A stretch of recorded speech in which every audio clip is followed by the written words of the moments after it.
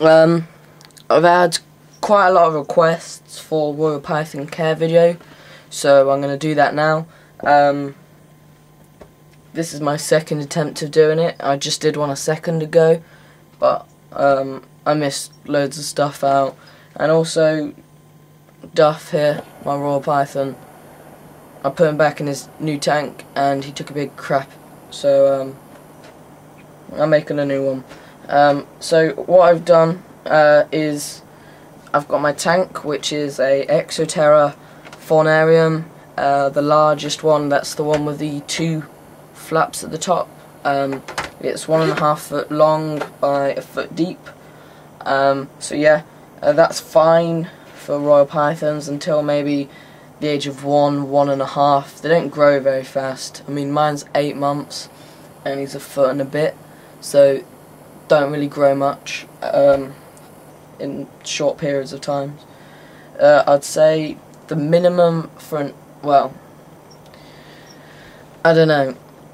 The minimum I would consider housing an adult would probably be a 3 foot tank by 18 inches by 18 inches. It just depends on the size of the snake. I think, you know, the snake should have at least the length of its body, and you know, so Royal Pythons, the minimum sort of size they're going to grow to is going to be 3 foot. Anywhere between 3 foot and 6 foot a Royal Python's going to get in. I would say the average for a male would be 3 to 4 foot, the average for a female would be 4 to 5 foot, and then in some rare cases females can hit 6 foot, but you know, that's not that big, so they're reasonably small species of snake. One of the most common in the pet trade. In fact, I think they are the most common, maybe second to the corn snake, but I don't think they are. So yeah, you put your substrate in. This is, I think I just said, aspen bedding. You can also use cypress mulch. You can use newspaper, though I don't like newspaper because I think it looks horrible. What else? Don't use anything with pine or cedar because it's toxic and it'll kill them.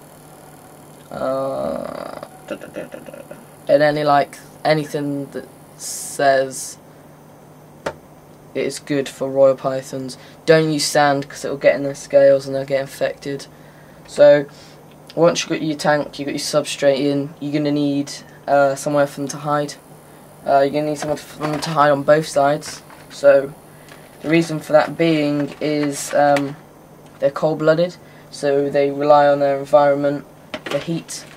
So if they're in their warm side and then they get a bit too hot, so they feel like going over to their cool side, but there's nowhere for them to hide on their cool side, then they might not go over there because, you know, they're choosing security over body temperature.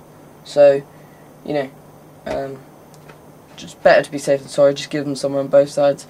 These were like, I don't know, mushroom or green bean little tubs. You get them when you go to the supermarket, so you just cut a hole in them and you can use those. So yeah, hide on the warm side. Don't make the hides too big because they won't feel secure, and also make them black as well so they feel more secure. Water dish. This should be cleaned out daily. I've got an Exoterra dish. You also need to treat the water because the chlorine in tap water isn't good for them. I use Exoterra aquatized water conditioner. You can also use bottled water, but I think that might work out quite a bit of money, so it's up to you. Next thing you're going to think about is your heating. With a tank like this, you know, you're just going to use a heat mat because obviously you can't have a light on this tank.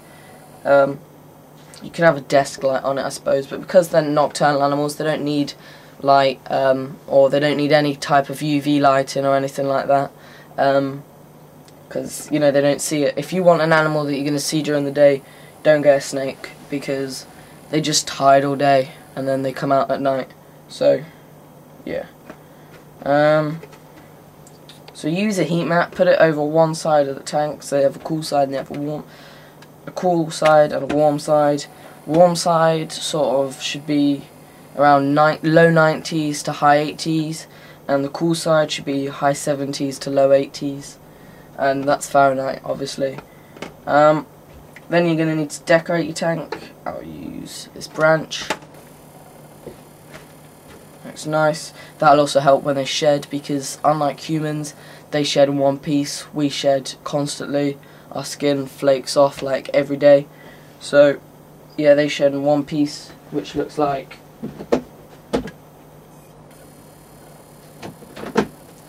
that. If they don't shed in one piece, that's not a good sign. They should be shedding in one.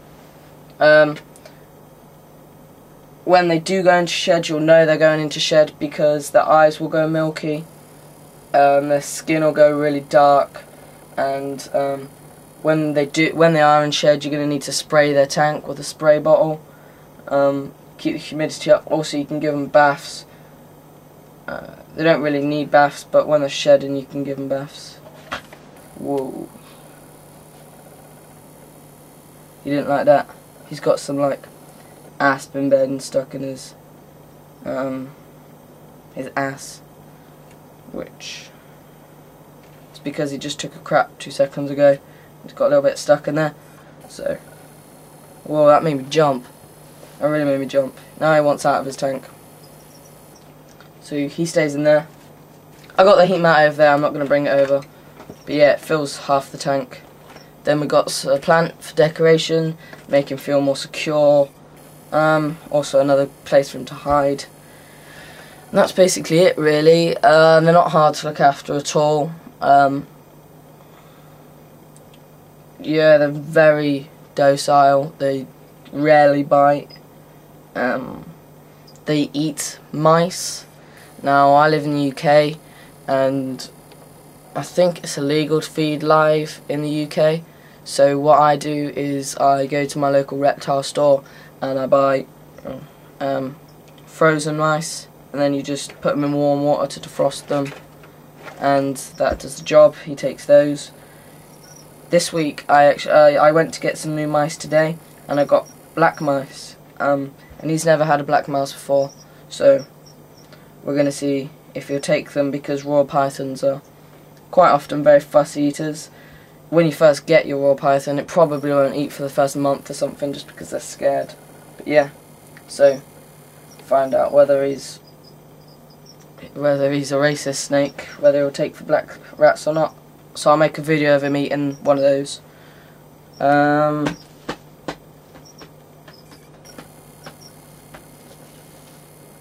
They need a very secure lid, because all snakes, they're escape artists. I mean, you can just tell by looking at them. You know, they're going to be good at escaping from stuff. You know, they don't have any limbs that would sort of hold them back, sort of thing. So you put them in, put your lid on, make sure it's on properly, both sides, and yeah. So I probably missed out like a load of stuff, because, you know, I haven't read this off anything. This is all just information off the top of my head. You're going to need a thermometer to read the temperature. I've got one over there, but I'm going to leave it over there. Something to measure the humidity. Humidity should be around 50–60%. I hope I haven't missed anything out. Let me just...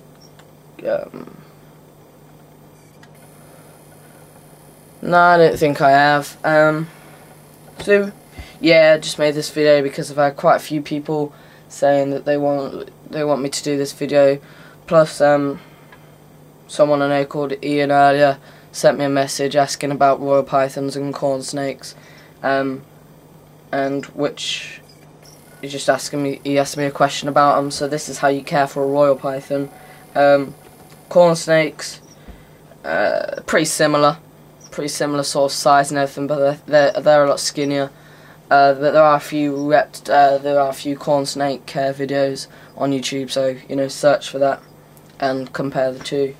So yeah, that's my royal python care video, and anything I've missed out, leave in a comment underneath. Any questions, you can get hold of me on MSN. My address is on my page, and thanks for watching.